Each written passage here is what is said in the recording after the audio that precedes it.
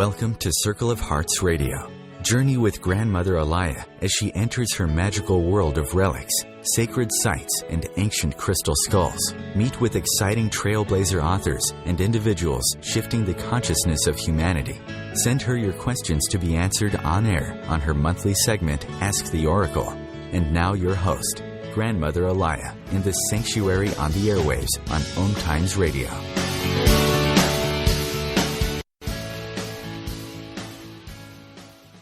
Welcome to the Circle of Hearts Radio. I am Allayah, your host for this hour. Welcome to my sanctuary. Welcome to my sanctuary. Now listen to that word because we're going to be bringing this up in this show. I've been looking forward to this show for weeks now because I have the chance to bring on people who I think are very trailblazing in their works and what they bring forth into the world. You know, we're at a very unique time of our evolution. People are starting to think for themselves again. You know, a lot of the followers here, I would say, are from the metaphysical, community, and we go so much into the intuitive. We read the channels, we read about the myths, but we don't have a basis. So I was really fortunate, and it was through my actually own guidance and meeting a certain publicist that she, recommended somebody to me, and, talking to him and going, wow. Now we have the research to include with the intuitive, because as we'll discuss further, as Lars knows, I have some ideas about the matriarchal and, the intuitive and bringing it forth. But before I go further in saying what I was going to say, I'd like to really bring on Laird Scranton.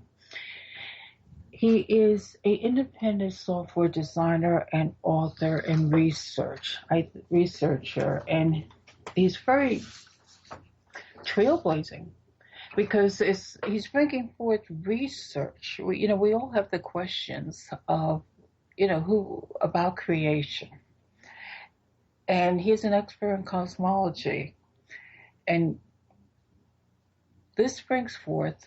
He brings together language and symbols and puts it all together and makes a lot of sense. At least it did to me, and a lot to others. And I'm glad to actually have him on the show. He has many books, and I read some of these the names because I want you to become familiar with them.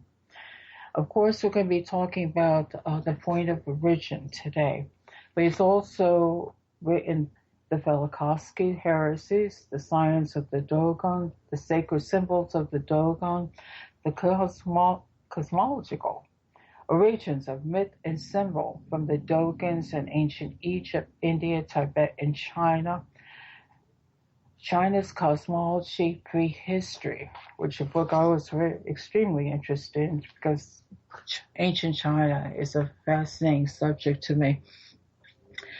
And a point I wanted to bring out of Laird Scranton is he has a great researcher, and I think in the future you're going to see much of his research as text in the colleges. This is not just author, he writes these books. He presents so much foundational comparisons of languages, symbolisms between cultures, and even his book on Immanuel Velikovsky. He ties it together of how you can have one point. Getting back to it, my brain is so full that it's almost laughable. But we always figured, Lemuria is it. No, there's evidence that there's more than just what the Lemurian culture brought forth. And this is things I want to bring forth today. So I'm going to stop my rant here, and let me bring on Lars. How are you, Lars, today? Hi, Allayah. I think one of the big formative influences for me in life and my wife Risa is that we both have names that a lot of people don't recognize as actually being names. My name is actually a Scottish title, Laird. It's the title of a landholder in Scotland, and it was the family name that was passed down. So it's spelled, for anybody who isn't familiar with it, it's spelled Laird. Yeah, no, I'm glad you said that because before the show I asked you how to pronounce it because I'm going, you know, I'm glad you gave the background on that. Well, it's interesting because it's sort of feels sometimes like being growing up sort of felt like being a porcupine in terms of my name. A dog comes around and it doesn't know quite what to make of the porcupine. Well, that's sort of the way our names end up working. But that in the long run, that ended up being an advantage. So. So, when I saw the book, The Point of Origin, I was telling Lars, like he knows my enunciation here, is from other interviews, you weren't that happy with that. Was it with the title or about the Gobekli Tepe and the spiritual matrix? For the world's cosmology, because The Point of Origin really is a great title. Well, authors in general, I'm sure they tend to have an idea in their head of what their manuscript should be called, but publishers need to posture a book in the marketplace in a particular way, and the main way they have of doing it is through the title. So publishers typically want to retain artistic control over what a title is, what the title of the book actually is. So that would make me the first author to be, to sometimes be disappointed that the title I hoped would be put on the book wasn't the one put on it. Point of Origin happens to be a title that I insisted on. And the reason I insisted on it is because the way the material for the book sort of emerged and the research happened kept bringing me back to other authors who use that same phrase. Here is the point of origin of matter, or here is the point of origin of the universe, or here is the point of origin of biological reproduction. Again and again and again that term came up. And so I made it a precondition of the submission that they needed to use that as the major title.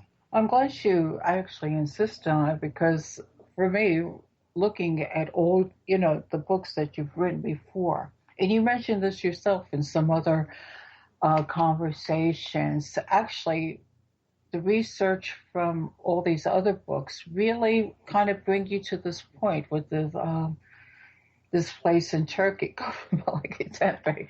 Oh, great. Today I'm not going to get the word out. No, you had it. That's right. You had it just right. Gobekli Tepe. Okay, because it's bringing out the Velikovsky. All right, Emmanuel Velikovsky. He brings out. He's going to be somebody that he is going to be known like Nicholas Tesla. They're going to start pointing to, bringing out his information. Go, this guy made a lot of sense. But, he didn't, science wouldn't acknowledge him. Well, they still don't. But what's interesting is that the prevailing scientific viewpoint now about how planets form falls right in line with what Velikovsky was saying about Venus. So even without being acknowledged, his ideas are winning out. So that's interesting. Yeah, no, so, that's the point. And you have, written on him. So that's what I'm saying. All these books that you have are sort of like your foundational text for this book. That's right. They do all pretty much come together with this book. My field of study is called comparative cosmology. What that means is that I look at the creation traditions, the ideas of how creation happens in ancient cultures, and these ideas of creation are, they relate to symbols that Jung called archetypes that that are for some reason are found everywhere, and it's hard to explain why did everybody look at these things the same way. So my field of study has been to try to learn more about these archetypical symbols and myths by comparing how different cultures that had the same myth or symbol, thought about it, what they thought and what they said, how they understood it. And so the series of books sort of moves us from Africa to Egypt to India to Tibet, then to China, and then in the book Point of Origin, which is the most recently published, to Turkey, to the Fertile Crescent, to the area of Gobekli Tepe, where this exceedingly ancient megalithic site is found, that they don't understand why it's there. Yeah, that's what I was going to say, but I think when I was bringing up Emmanuel's, theories was because you have a great space of a timeline, which I'm looking at my time, we're going to be going into commercial already, is he gives evidence how you can have like one culture. What did they say? That Gobekli Tepe was like in 9600 BC. And right, then, that roughly 10,000 BC, right? Yeah, roughly 10,000 BC. And then you come into like Egypt, China and stuff, which is like 3500 BC. So that's why I'm bringing him up, because your work with him brings us the span together. Right. So that's why I was saying I was looking at all your books, and you bring it. It's like all of these pieces of the puzzle that stand out, and you just compile it and say, okay, now we can concentrate the point of origin. And after this commercial, we'll be back.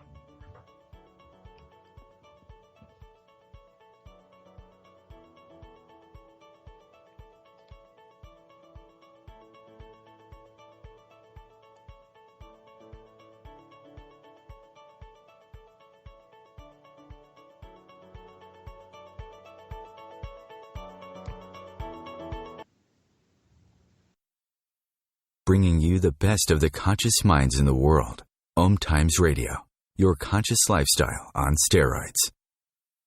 The number one reason girls drop out of school in sub-Saharan Africa is lack of access to feminine hygiene products. The Pads for Schoolgirls Project, an outreach of Humanity Healing International, is changing this paradigm by setting up sewing programs at schools, teaching girls a vocational skill, while producing the reusable pads that help keep them attending classes. The girls pay it forward by making and giving pad kits to other girls in need. To learn more, visit humanityhealing.org. Humanity Healing is where your heart is. Come heal yourself. What is healing?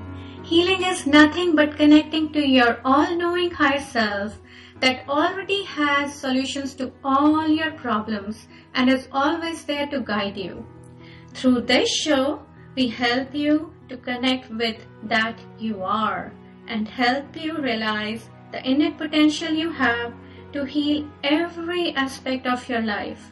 So come heal yourself every Tuesday, 11 a.m. Eastern, with your host, Monica Goyal. Namaste.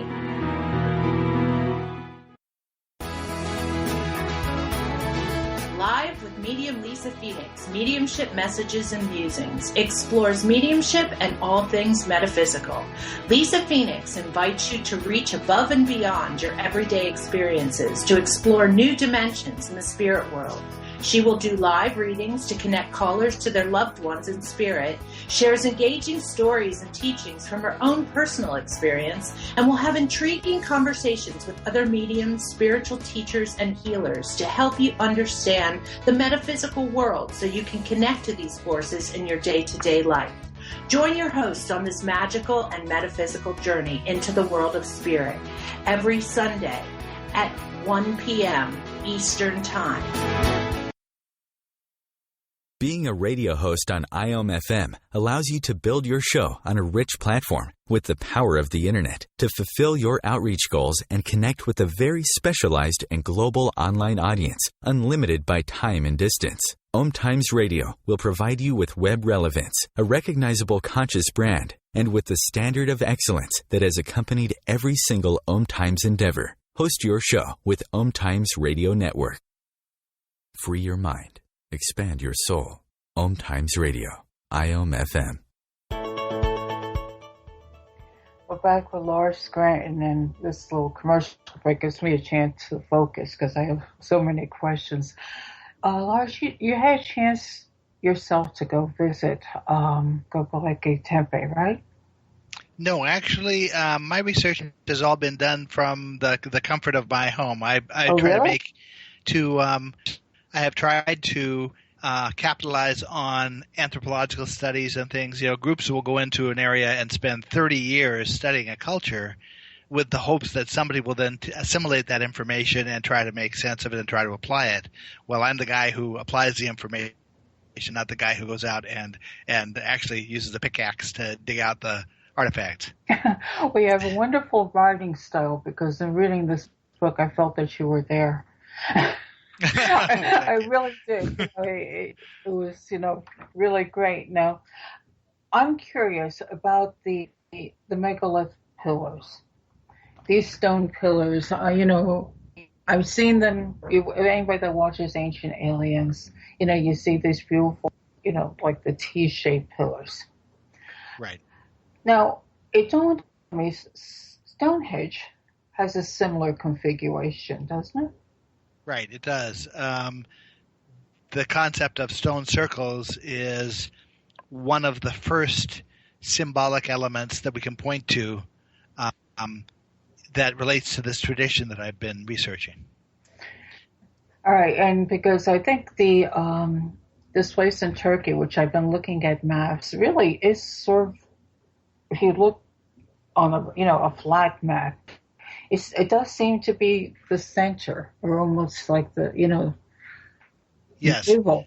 And actually, one of the translated names for the term Gobekli Tepe is Central Hill.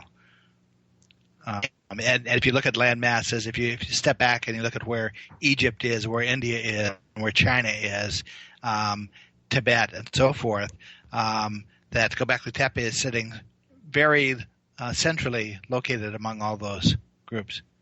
And I also, in your research I think part of it, you also come to a conclusion, if I got this right, it was like a sanctuary or a universe where people could partake of knowledge and take it out and then maybe spread it to Tibet and, etc. Right. To understand how I get to that, probably the biggest obstacle for a person who does the kind of research I do is their own tendency to see patterns that might or might not be real patterns. Mm-hmm. It's hard to distinguish between what could be real symbolism and what could be imagined. And so one of the rules I make for myself is that interpretations always have to start with a clear statement on the part of the cultures that I'm studying. So there's an African tribe called the Dogon that was the starting point for my studies, who have a lot of things in common with other cultures. They and the Buddhists, and to a certain extent the Egyptians,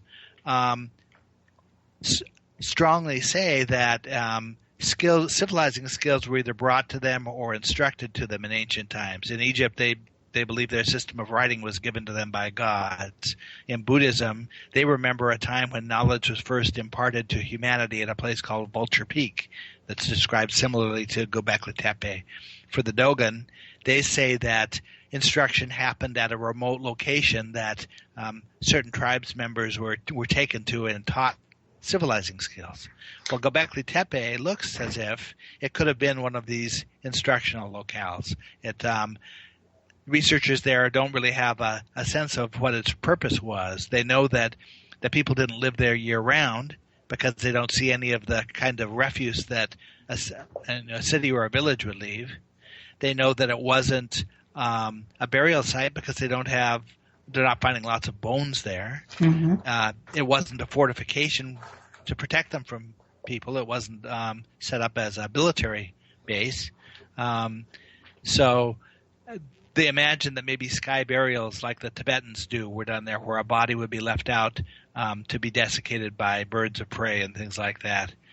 But you have these stone circles with benches and enclosures that look very much like they might have been a place where a class would meet.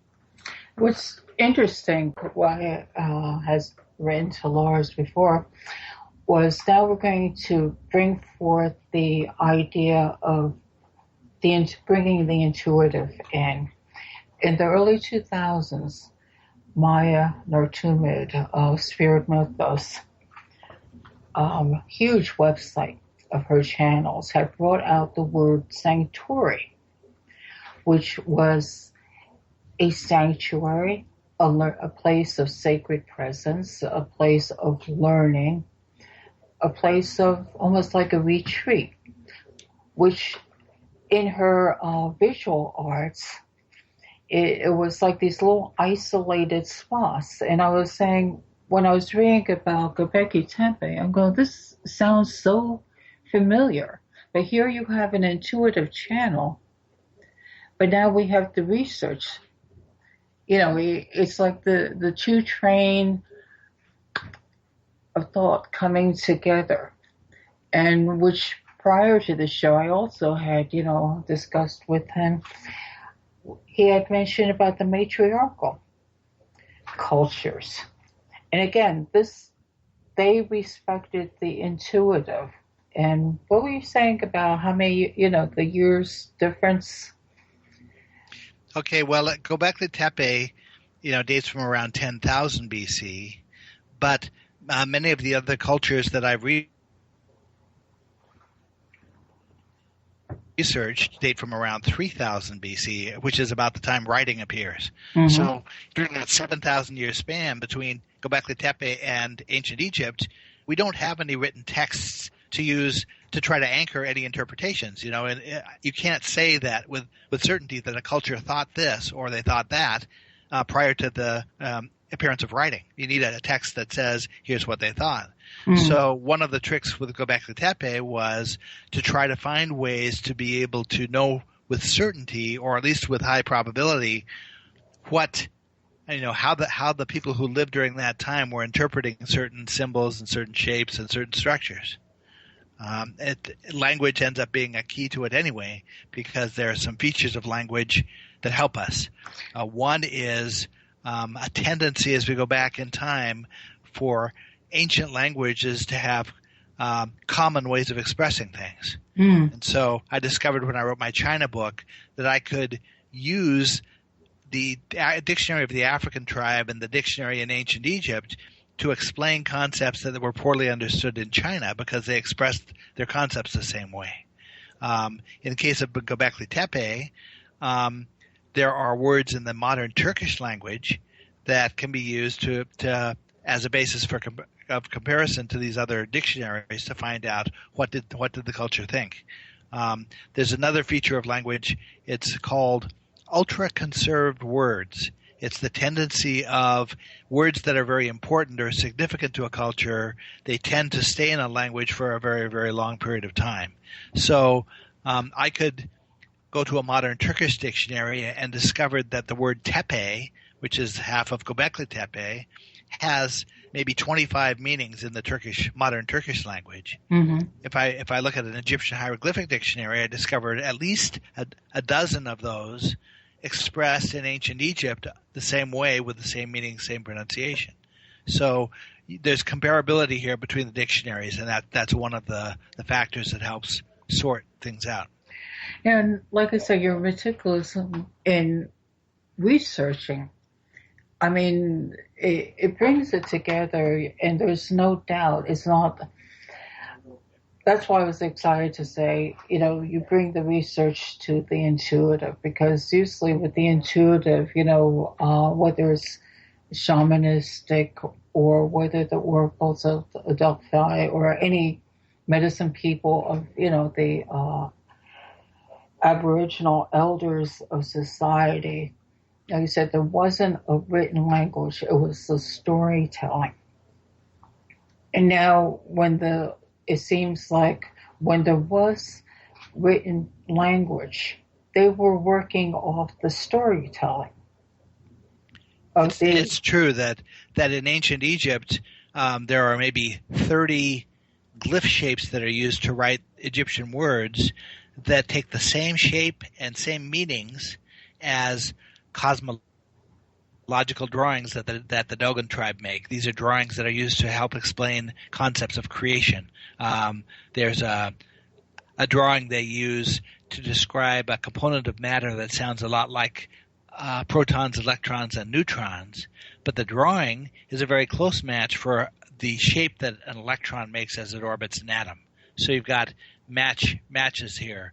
My first book, The Science of the Dogon, basically sets what the Dogons say about how matter is formed side by side with modern science, the descriptions and the drawings compared to modern descriptions and modern diagrams. And it's simply by looking at it, you can see there's comparability all the way up and down the scale. They have a system that makes sense.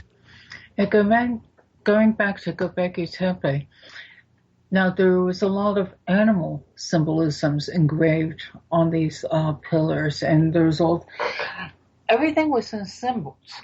So would you consider this basically a language in itself?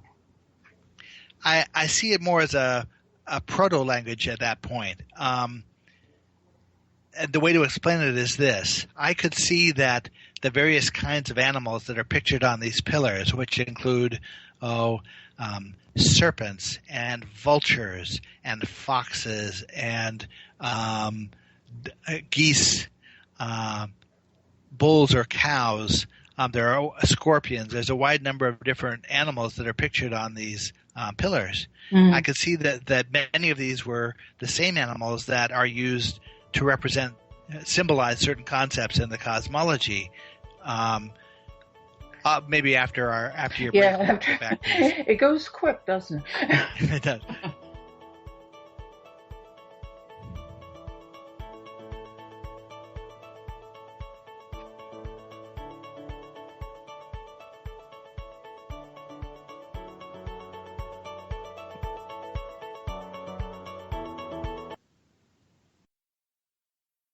Bringing you the best of the conscious minds in the world.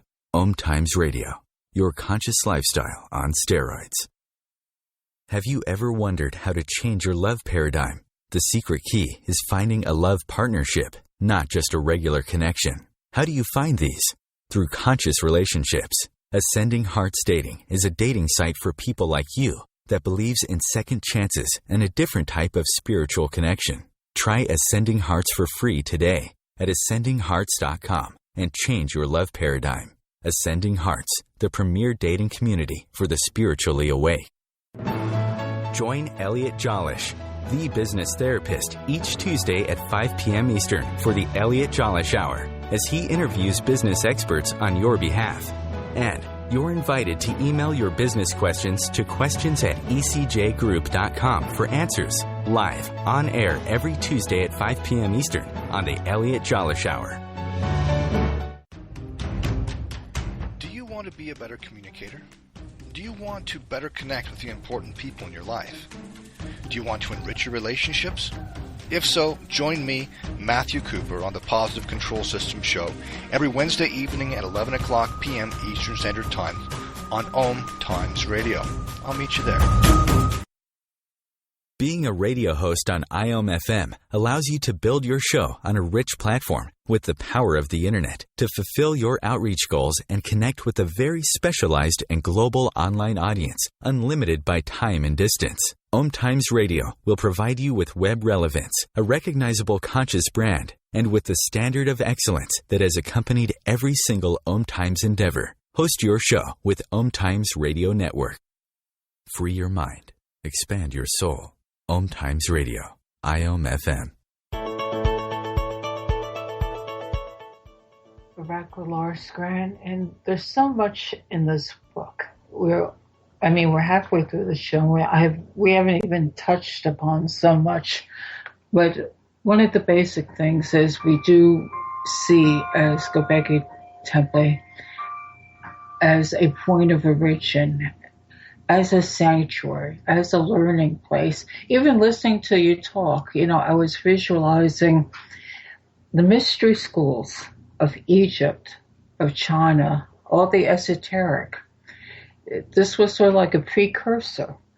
This is where they developed from. What do you think on that idea? No, I think that they did, and part of the purpose of the book was to try to find a way to track that forward to the later cultures, because there were so many symbols that were familiar and concepts that tied together. Language ends up being the way to do it. Language points us to an archaic cult, as you say, a matriarchal cult, one that is dominated by goddesses, not by gods.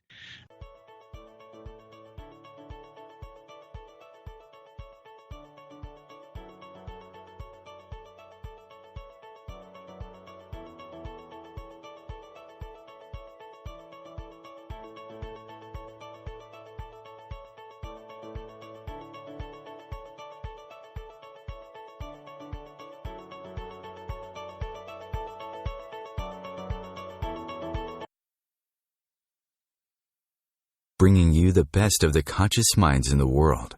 OMTimes Radio, your conscious lifestyle on steroids. As difficult as it is to believe, there are places in Africa where human traffickers sell albino children and their body parts for use in magic rituals. Humanity Healing International is actively working in Uganda to change this paradigm. The Albino Rescue Project finds albino children who are at risk and places them in safe schools and environments where they can learn and grow free from fear. To learn more or to sponsor a child, visit humanityhealing.org. Humanity Healing is where your heart is.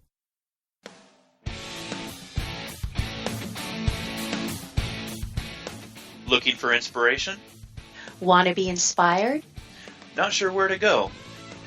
Find Mark and Kim every Wednesdays at 3 p.m. Eastern on Inspired Living. Topics will elevate consciousness and range from metaphysics to the human and social experience and all things spiritual. Welcome to an inspired community that offers support, encouragement, and new ways of thinking. You are the inspired and the inspiration.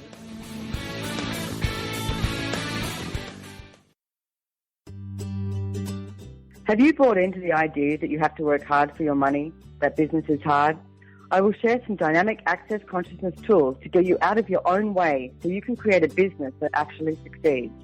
Join me, Simone Millisers, on The Joy of Business at 4 p.m. Mondays Eastern. Host your show on IOM-FM, the radio network of OMTimes Media, one of the more recognized brand names in the conscious community, and is backed by the extensive marketing reach of OMTimes. Hosting a show on IOM-FM immediately connects you with our extensive dedicated community. Free your mind. Expand your soul. OMTimes Radio. IOM-FM.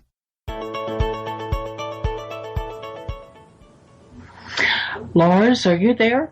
I'm back, yes. Thank you. I really, really very upset at this. It has to be Skype.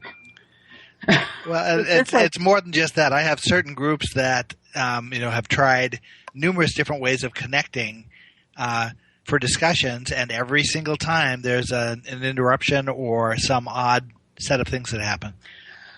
Okay, because I haven't really run into this, and really it's kind of, I know we're talking on air, but I just want, you have to come back. I'm going to have to use you on the landline and see if that works on this. Yeah, that might work better. Yeah. So we were talking about the idea of a temple being a place where the non-material and the material universes ostensibly meet. It's now one of the sets of symbols at Gobekli Tepe supports that idea also, because as we go down through Hilm, is representative of that concept. The reason is because symbolically a circle is symbolic of the non-material universe, and a square is symbolic of the material one. And if you the shape of a hemisphere, which is a two-dimensional dome, combines those two. It has a bottom that's like a square, and it has a top that's like a circle. So the idea of a dome representing those two coming together makes sense. No, it really does. Heaven to earth. I think was it on the Seal of Solomon, the two intersecting. Again, it's that concept of the heaven to earth coming through. In Chinese cosmology, everything is the circle within a circle. Right. Now, in these traditions, they describe a flow of energy between the two universes. Mm-hmm. They say that this is the normal way that universes form, that ours is actually the fourth of 7 pairs. Okay. Now the flow of energy is described in very similar terms as compared to the natural water cycle on the Earth, where one of the reasons that there's life on Earth is because of this natural water cycle. If we didn't have water being evaporated as clouds that then rise up over the mountains and create rain that flows down and rivers and streams back to the ocean, if we didn't have that cycle of water, we couldn't sustain life on the planet. Well, according to the Dogon and some of these other traditions, without this flow of energy between the non-material and material universes, we would similarly not be able to have life. Okay, again, we branch off a little bit more. You have the intuitive with that. In Emoto's work, you have, ceremony working with the waters, imprinting, our energy into the waters. And what's interesting is that the philosophies that this all rests on are overtly atheistic. They don't define a deity. And even in the early art, like at Gobekli Tepe, you don't see iconic representations of a god. You see symbols that don't really connect to a deity. Concept of thought. They're actually asking people when they see the symbols, whether it was a sanctuary, they see the symbols, they're asking people, all right, use your own knowledge, use your own intuitive knowledge to perceive. But what you do end up with is symbolism that plays out in a very interesting way. In Dogon numerology, 3 is the number of the male, mm-hmm. and 4 is the number of the female. 7 is the number of the individual. No, I'm sorry. 3 is the number of the female, 4 is the number of the male, and 7 is the number of the individual. And so when they define these universes that get created, we're the fourth of 7 universes. 4 is the number of our material universe. The implication is that 3 is the number of the non-material universe. And those two coming together implies the idea numerologically of an individual. The idea is that we're looking at a single consciousness, and that just as you can imagine a reservoir of waves that are subdivided into particles, you can also imagine a reservoir of consciousness that is subdivided into individuals. And that's the kind of parallelism that is presented in these traditions, but it's not presented in terms of a god or in terms of a deity. It's presented in terms of this is the way things work. I'll tell you, Lars, we're almost at the end of the show, and we finally got the communication part working, except that, we're ending pretty soon. The point is, I want to thank you for your spontaneity and going with this. Like if I could possibly kick Skype, I would. Yeah. But I'm sorry that the connections are so iffy. Yeah, but I'll privately arrange with you if you'll come back and on the first soon when I can get you back on, and we'll continue this in a much better discussion, because so much great information is brought out that of every show, this one. Skype just like attacked up on me, so I'm pulling my hair out over here. But I think a lot of what you said was recorded and will be on the podcast. So I'll listen to that tomorrow. What I want to bring out to the listeners and thank you for staying on with us, was that to research Laird Scranton's books. Look at Inner Tradition. That's your publisher, right? That's right. You're also found a lot of your books on Amazon.com, because the one book, Point of Origin, is there's so much in it. You know, we only touched upon things when we could, when communication worked with us here. But you really have to go and look at his other books because they are foundational information. You know, this research, when you touch upon his other books, and if you start off listening to some of the other interviews on YouTube, on his other books, and you'll start being able to piece everything together because this information is important. People are going to go back to reading. You know, the TV media has brought out, oh, well, look at this subject. Now we have the radio talk shows like us, and we're going, well, let's bring on the authors. Let's go into a little deeper. But basically, you need to go back into the books and read. And that's why I said, personally, I think you're going to see Laird Scranton's works as in universities and in schools. You know, this is foundational information on the creation. And anyone who wants to study ancient cultures, you can't get better. So I really, really do appreciate you coming on and putting up with this.